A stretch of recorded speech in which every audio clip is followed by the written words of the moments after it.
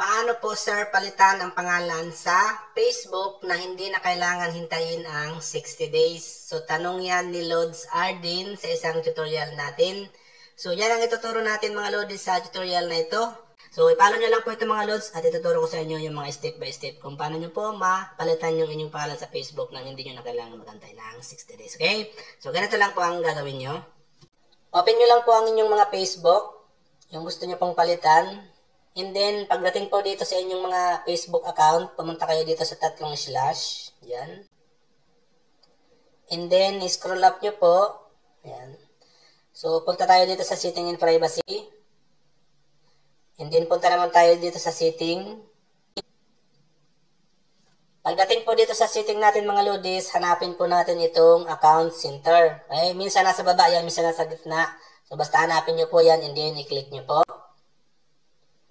And then, magpupunta ka dito sa iyong account center. Kung wala ka pong account center ang inyong mga Facebook, i-update nyo po and then magkakaroon po yung mga loads ng account center. So, dito po sa account center nyo, pumunta ka po dito sa profile dyan. And then, i-click mo naman po yan. So, dito po, i-click naman ito natin tong name.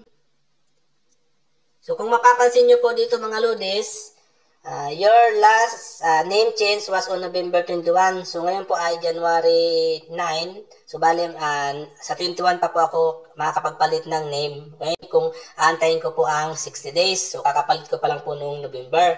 So, ngayon mga lods, so, siyempre hindi po ako makakapagpalit yan kasi po nga po, hindi pa lumilipas yung 60 days. So, ang gagawin nyo mga lods para makapagpalit kayo dyan, so, sa ibang Facebook account, may makikita po kayo dyan na iba, learn more dyan. So, dito sa akin, sa akong Facebook, ewan ba, updated naman ito, pero minsan talaga hindi lumalabas yung mga ganitong option sa ating mga Facebook, mga lods. Basta, kung may makita po kayo dyan na learn more, na naka-highlights na blue, i-click nyo po yun mga lods, okay? And then, ipalo nyo po yung next step na gagawin natin. So, kung wala naman po kayo makita dyan na learn more, ganito po ang gawin nyo. I-back nyo lang po. Sa pinaka-profile ng iyong account, yan. So, dito po sa tatlong slash tayo balik. Sa pinakababa po mga loads, scroll down mo po, scroll up, ayan. Pumunta ka po dito sa help in support, yan. Click mo po yan. And then, pumunta ka dito sa help center.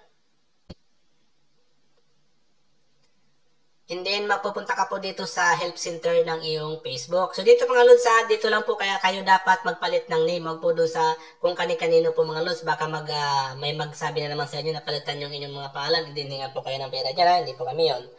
So, dito, i-search nyo po dito. Yan. I-search nyo po ang change Facebook name.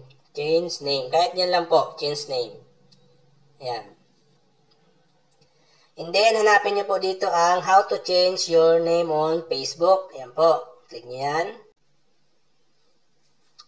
And then, mapupunta ka po dito mga lodis. So, dito, kung babasahin po natin yan, if you having trouble changing your name, please fill out this form. So, i-click po natin yan mga lods. Ayan. To let us know, you can only change your name every 60 days. So, kailangan po natin mga lods mag-fill out ng form na ito. I-click po natin yan, naka-highlights na yan. And then, mapupunta po tayo dito sa changing your name.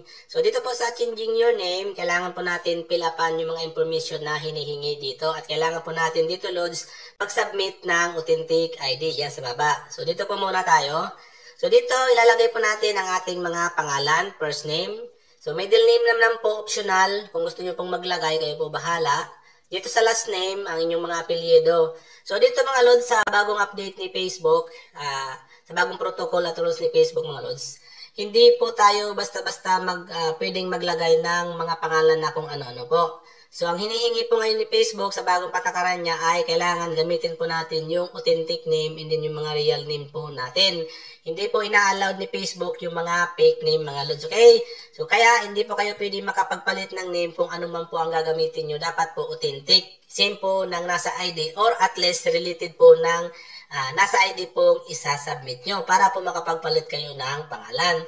And then dapat po related din po dun sa previous name nyo. So kung halimbawa ang pangalan nyo ay Juan de la Cruz, and then kailangan po papalitan nyo yung 1, at least related po yung name doon. O doon po sa De La Cruz, related po mga lods, o mas malapit doon sa pangalan na yun mga lods. Okay? So, pag nailagay nyo na po dyan yung inyong mga pangalan na gusto pong ilagay dyan, na similar po doon sa inyong mga nasa ID na submit. So, dito po sa baba, ayan. Kailangan po natin mga loads picturean yung ating mga ID. Picturean po muna natin, dapat po mababa yung resolution. So, dapat hindi masyadong mataas kasi pag masyadong mataas po, hindi po yan i-accept ni Facebook.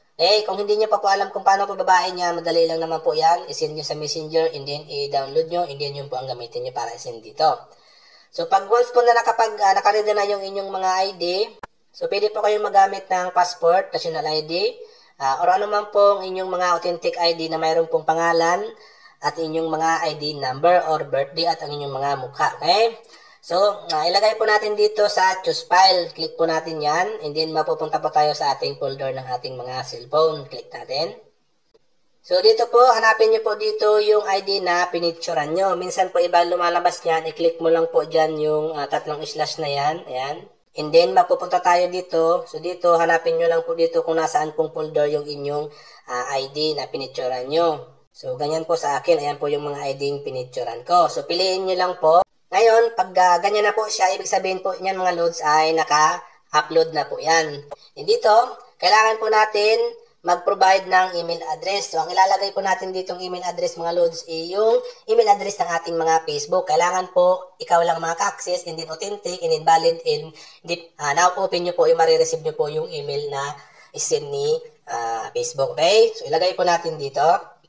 And then, pag once po na nalagay nyo na yung mga information na kailangan nyo, and then nailagay nyo na po yung ID na isasubmit nyo, and then ang inyong email, pwede nyo na pong i-click itong send button na ito. So, paalala po mga lodis kung kayo po nakapag-request na dati, halimbawa po nagawa nyo ng request na to sa loob ng 60 days, hindi na po yan ma-approve mga lods, okay?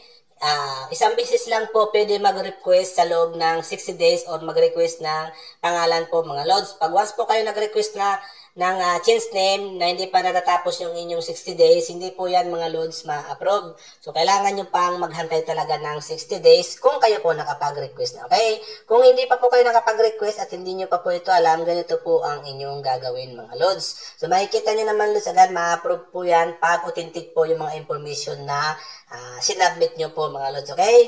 So, ganun lang po loads ang gawin nyo kung paano po magpalit ng pangalan na hindi nyo na po kailangan pa mag-antay ng 60 days. So, napakadali lang naman po mga loads. So, sana po natulungan ka loads. Kung may katanungan ka po, pwede ka pong mag-comment sa comment section ng video na to. At sasagutin po natin yan loads sa abot ng ating makakaya. So, hanggang sa muli, much love, God bless.